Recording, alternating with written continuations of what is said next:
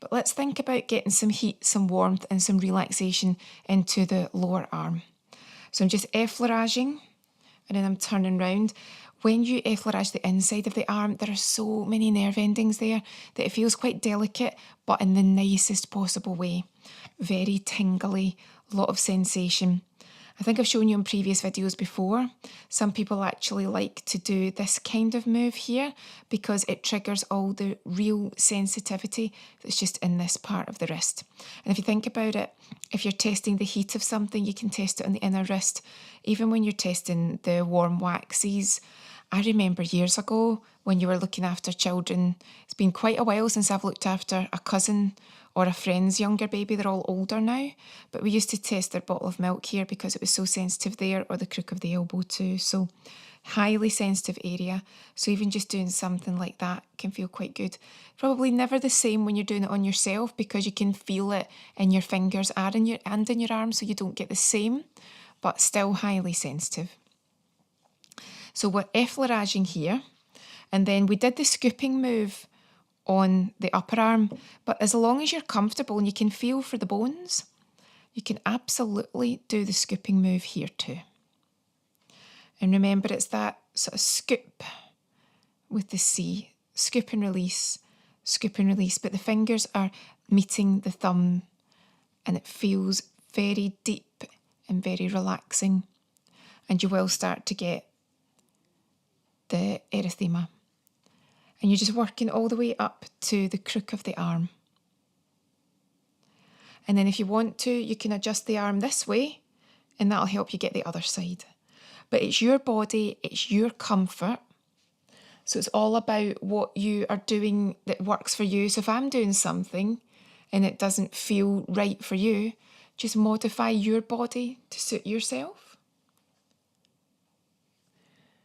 Now, when I get to the wrist here, you can actually hold on to your wrist and you can very gently support it and work it round in circles. So I'm holding onto my own wrist and I've got a firm grip on it. And I don't know if you could hear that, but you can start to hear crunching sometimes. I can feel crunching. I don't know if you can hear it. Now, they always say crunching with no pain is fine. Now, that's me not as a doctor, not as a physio, but I can understand that it'd be pretty remarkable if you had all those bones, all those carpals in your wrist, and there was no crunching at all. So a little bit of minor crunching there, but no pain. But I must say, at my peak, when I probably was doing too much massage in a week, I did used to get some pain in the wrist.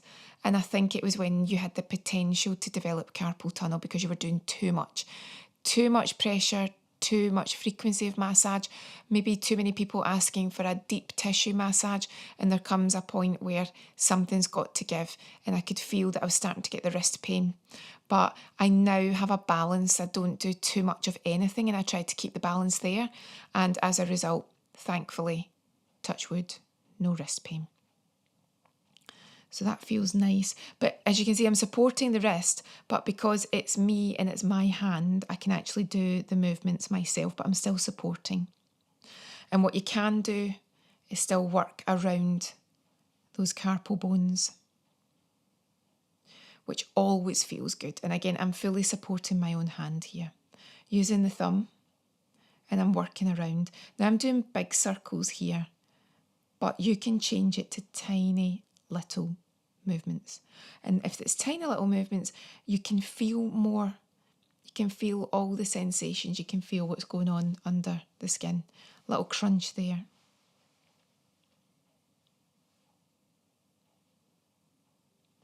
So again, you can do big circle movements. You can do some kneading. So I can alternate. I can do some circles, cover the area, circles, and then relax the hand down and do some kneading. But again, I won't be kneading over the boniest areas because that doesn't feel good. So like see here where it's really bony, that's just not comfortable at all. And it's hard to get any grip on it. So you're guided by the areas that are quite tissue based. You can feel the muscle, you can feel the tissue there. work on that. And what I'm doing as well, I'm doing the kneading, I'm using my thumb as an anchor. If I don't use a thumb as an anchor, I could potentially be all over the place. So thumb as an anchor, control where the knuckling is occurring. And I can feel round here what doesn't feel comfortable. So there's much more padding here, and arguably there's more benefit from this move here anyway, so makes sense. And again, it's starting to get too bony here, so I'm stopping here. And then when I'm working around here, I could actually move my arm. And again, starts to get bony here, so I don't want to work there. It doesn't feel so good.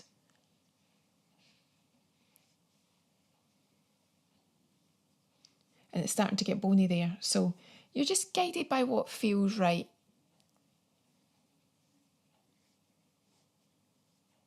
For me, I can feel that it feels quite pleasant here. So that's probably where I'm carrying a bit of tension.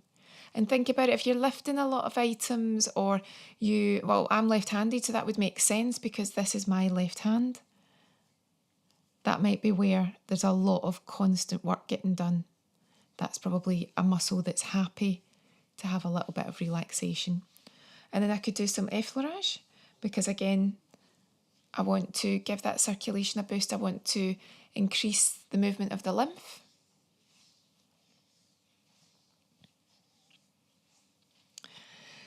And then you could very gently tap it. I wouldn't cup this area, but you could tap it. And that'll give it a nice little stimulating boost. Wake up your nerve endings.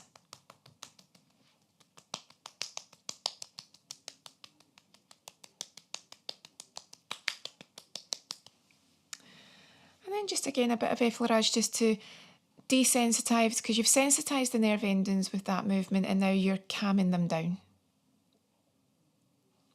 And it's a lovely way to finish. And on this part, you do this on other massages where you can actually work. Normally you'd use both thumbs. Obviously you can't do this just now. So see, just working backwards and forwards over it. Nice little circulation and lymph booster here. Nice way to finish. And then slide up. And then maybe just more, less effleurage and more of just a nice skim. Just fingertips skimmed. And then that would be me. And I've left out the hand today again, as I say, just because we've done it so many times before. But by all means, include the hand. Why would you want to do your arm and not include the hand? But I thought I'd do something different for you today. So have a lovely day, and I will see you again soon.